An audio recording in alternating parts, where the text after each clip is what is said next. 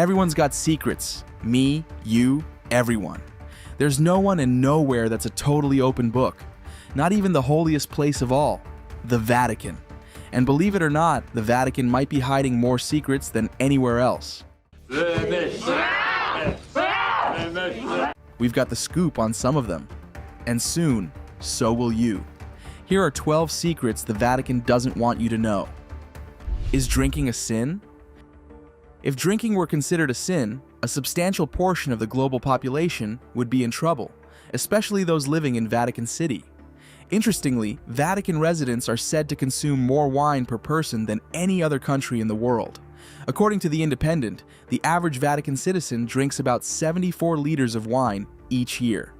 To put that into perspective, this is double the amount consumed by the average resident of Italy or France, 3 times more than a person in the UK, and 6 times more than the average American. This high consumption rate is attributed to a few demographic factors, such as the population being generally older, upper class, and well-educated males. Additionally, meals are often communal, leading to more frequent wine consumption. The regular use of wine in religious ceremonies, like communion, also plays a role. Pope Benedict XVI, a Nazi? Born Joseph Ratzinger, Pope Benedict XVI was conscripted into the German anti-aircraft corps in 1943 while still studying in the seminary. The little-known fact that he was once part of the Hitler Youth led to some controversy just before his election as Pope in 2005, 3 days after his 78th birthday.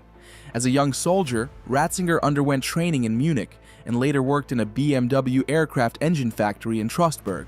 Photos from that time show him in a paramilitary uniform at a factory where hundreds of forced laborers in concentration camp uniforms also worked.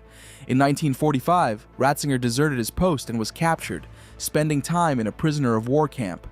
He later passed an investigation by the Weissenbeck Center, which cleared him of any accusations of anti-Semitism. The Duplessis orphans. In the 1930s and 1940s, Quebec's premier, Maurice Duplessis, supported by the Catholic Church, initiated a conservative revolution that led to an era known as the Great Darkness.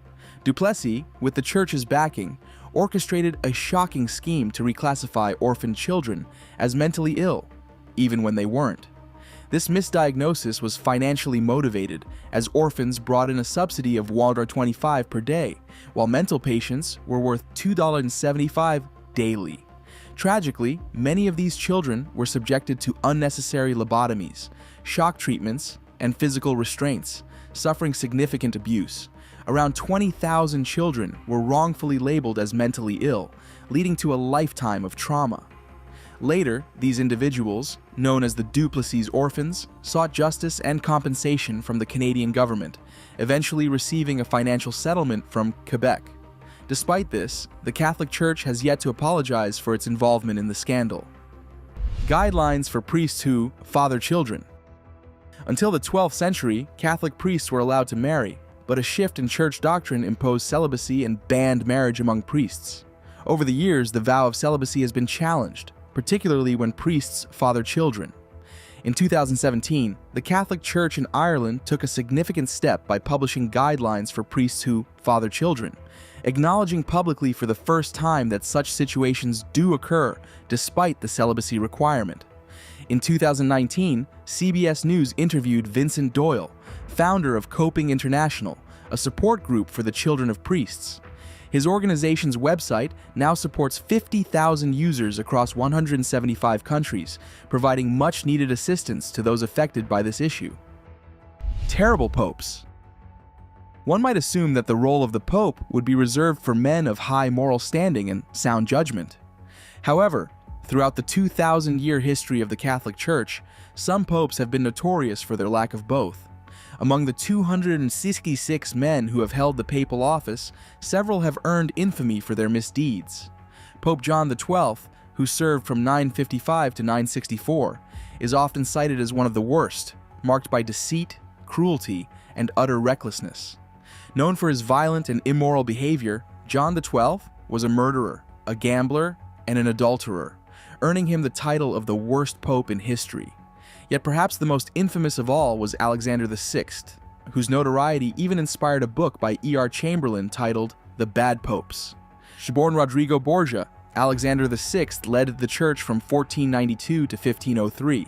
The Borgia family, known for their criminal activities, was one of the most powerful families in Renaissance Rome. Alexander VI was accused of murder, nepotism, and fathering several children from multiple affairs. Another notorious pope was Stephen VI, who ruled for a brief period from 896 to 897 before being executed due to his bizarre behavior. Stephen VI harbored such hatred for his predecessor, Pope Formosus, that he exhumed Formosus's corpse and put it on trial. He screamed accusations at the dead pope, mutilated the body, and then had it thrown into the Tiber River. His actions outraged the people of Rome, leading to his downfall and execution. Formosus was later reburied with honor, and the church instituted a new rule to prevent the trial of deceased individuals. The Woman Pope. According to legend, a medieval woman once disguised herself as a man and ascended to the highest position in the Roman Catholic Church. Known as Pope Joan, or officially Pope John VIII, she was supposedly elected after the death of Pope Leo IV. As the story goes, Joan gained a reputation as a respected teacher and scholar in Athens, before eventually making her way to Rome. However, the tale takes a strange twist when Joan, disguised as John VIII, becomes pregnant. Her secret was revealed when she gave birth in the street during a procession. Enraged, witnesses are said to have tied her to a horse and dragged her to her death. Despite the enduring popularity of this story, historians have largely dismissed it as a myth, likely concocted by early critics of the church. Sexual abuse cases. Sexual abuse scandals have been a devastating blemish on the Catholic Church for decades, with thousands of cases involving predatory priests coming to light. The first significant reports emerged in the United States during the mid-1980s, but some of the most infamous cases, particularly in Ireland and Austria, didn't become public until the mid-1990s. In Ireland, the scandal surrounding disgraced priest Brendan Smith even contributed to the downfall of the government in 1994. For years, there was no policy in place to protect children or to ensure that such crimes were reported to authorities. Church leaders have since issued numerous apologies for the actions of both past and present clergy. In the United States, persistent investigative journalism by the Boston Globe exposed widespread abuse by priests and prompted victims worldwide to come forward. Between 2000 and 2010, numerous U.S. dioceses reached settlements with victims. In 2019, Pope Francis vowed that all abusers would be brought to justice, signaling a long overdue commitment to addressing the Church's darkest secrets. Crime capital of the world. Vatican City, the smallest country in the world, spanning just 110 acres, has earned the unexpected title of the crime capital of the world. Despite its small population of around 1,000 residents, the Vatican sees an extraordinary number of criminal cases. In 2006, with fewer than 500 residents, the city recorded 341 civil cases and 486 criminal cases. However, it's not the residents who are responsible for most of the crime. It's the millions of tourists who visit each year. The crowds of visitors make the Vatican a haven for pickpockets and petty thieves. The situation is made more complicated by the lack of a prison within the city and the presence of just one judge. Criminals caught in Vatican City are typically escorted across the border into Italy as part of an agreement between the two nations, allowing Italy to handle the prosecution. This unusual arrangement highlights the unique challenges of maintaining law and order in such a small, yet heavily visited sovereign state. Vatican Bank scandals. The Vatican Bank, officially known as the Institute for the Works of Religion, has been a source of controversy since its inception in 1942. Established during World War II to sidestep financial restrictions imposed by the Allies, the bank quickly gained notoriety for its secretive operations. Due to its exemption from wartime financial regulations, the Vatican Bank became a haven for those looking to conduct transactions away from prying eyes, gaining a reputation as the world's premier offshore bank. In the 1970s, the bank's connections to organized crime became apparent when it was implicated in laundering $990 million in counterfeit bonds and securities. One of the most infamous incidents involved Archbishop Marcinkus, who was both the chief of papal security and head of the Vatican Bank. This scandal was just the beginning. The collapse of Banco Ambrosiano remains the most notorious, as the bank lost $1.4 billion in unsecured loans tied to the Vatican Bank. Although the Vatican paid $244 million in a settlement, it never admitted to any wrongdoing.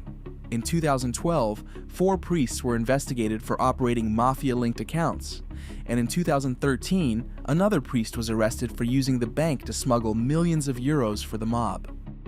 Smuggling Nazis to safety. After the defeat of Nazi Germany in World War II, Europe became a dangerous place for former Nazi officials, who quickly sought refuge elsewhere. Surprisingly, they received help from both the Vatican and the Red Cross in their escape efforts. Thousands of documents leaked from the archives of the International Committee of the Red Cross, ICRC, to Harvard University researcher Gerald Steinecker have shed light on how notorious war criminals like Adolf Eichmann, Josef Mengele, and Klaus Barbie managed to evade capture. The Vatican Refugee Commission also played a crucial role by providing Nazi fugitives with false identities. Despite growing evidence, the Vatican has consistently refused to comment or release the relevant documents from its secret archives. Rwandan genocide. In 2017, Pope Francis issued an apology for the role of the Catholic Church in the 1994 Rwandan genocide, but many argue that an apology is far from sufficient given the gravity of the events. During the genocide, which took place between April and July 1994, members of the Catholic clergy in Rwanda were accused of aiding the slaughter of the Tutsi ethnic group. Survivors and Rwandan government officials have reported that thousands of victims were killed in churches where they had sought refuge. While some priests and nuns courageously protected people, others shockingly participated in the genocide. The involvement of church members in the Rwandan genocide remains a deeply troubling aspect of the church's history. Efforts to bring those responsible to justice have been ongoing. However, these actions have not fully mitigated the damage done to the church's reputation in Rwanda and beyond. Let's talk about the thumbnail. Did Joe Biden have dinner with some kind of interdimensional demon at a dinner party at the Vatican? Some mad conspiracy theorists are claiming so. It's mad if you ask us. Totally mad. And there's literally no evidence to back it up, hence why we've relegated it to the sweet topic spot. But hey, we thought we'd humor it for a bit. These images are an artist's recreation of what we've heard happened. People claim that in the days leading up to Joe Biden visiting the Vatican, a strange wolf monster was seen in the area. Then, during Biden's stay, the beast vanished.